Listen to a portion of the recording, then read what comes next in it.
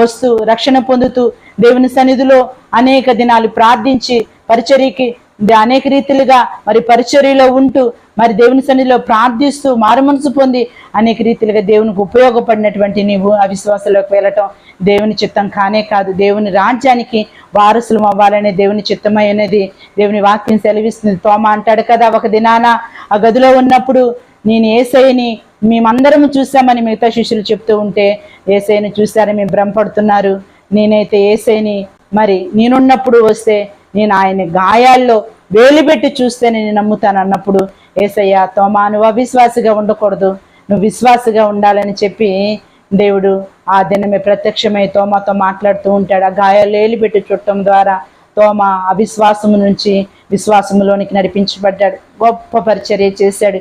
దేవుని సన్నిధిలో త్రోవ ప్రక్కన ఉంటే మనకు ఆశీర్వాదం ఉండదు, త్రోవ ప్రక్కలో ఉంటే దీవెన ఉండదు.